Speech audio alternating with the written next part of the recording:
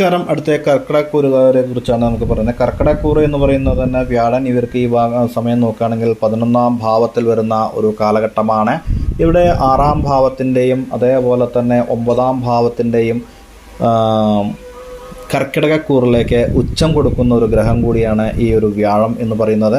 വ്യാഴം ഇവർക്ക് 11ാം ഭാവത്തിൽ നിൽക്കുമ്പോൾ തന്നെ ഏറ്റവും നല്ല ഒരു സമയമാണ് എന്ന് പറയുന്നു. വ്യാഴ ഈ സംക്രമണം ചില കാര്യങ്ങൾ നിങ്ങൾക്ക് അനുകൂലമായ ഫലങ്ങൾ നൽകുന്ന ഒരു സമയമാണ്. ആഗ്രഹിച്ച കാര്യങ്ങളെല്ലാം നിറവേറ്റിയെടുക്കാൻ പറ്റുന്ന ഒരു സമയം കൂടിയാണ്.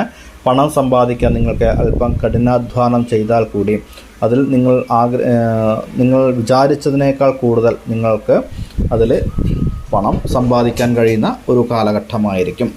തൊഴിൽ മേഖലയിൽ വ്യാഴത്തിൻ്റെ സംക്രമണം നിങ്ങൾക്ക് വലിയ വിജയം നൽകുന്ന ഒരു കാലഘട്ടമായിരിക്കും.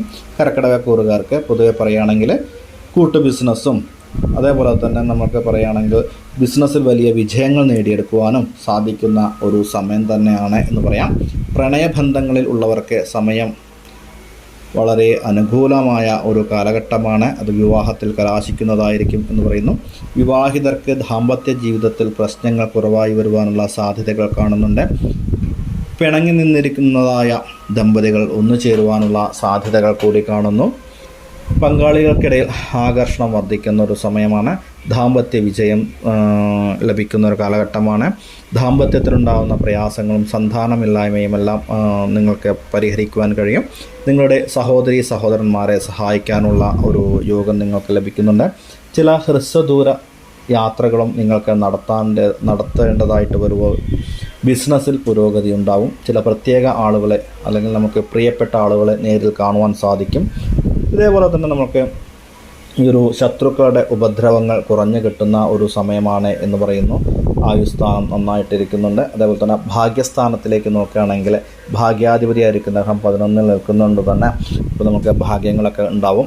അപ്പോൾ വിവാഹങ്ങളൊക്കെ നടക്കും. പഠനത്തിൽ നല്ല മാർക്കുകൾ ലഭിക്കും. അതേപോലെ തന്നെ കഷ്ടങ്ങളെല്ലാം മാറിക്കിട്ടും. ദാരിദ്ര്യങ്ങൾ മാറി കടൻ പ്രശ്നങ്ങളിൽ നിന്നും മുക്തി നേടുവാൻ ഉള്ള ഒരു സമയമാണ്.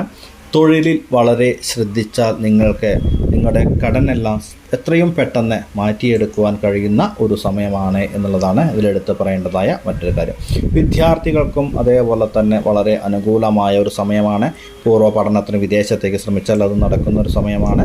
നല്ല ഗുണങ്ങളും അഭിവൃദ്ധികളും ഐശ്വര്യങ്ങളും വരുന്ന ഒരു കാലഘട്ടമാണ് ഇപ്പോൾ നിങ്ങൾക്ക് നടന്നുകൊണ്ടിരിക്കുന്ന ഈ വ്യാഴമാറ്റം എന്ന് പറയാം. 11ാം ഭാവം സർവാഭിഷ്ട സ്ഥാനം എന്ന് പറയും.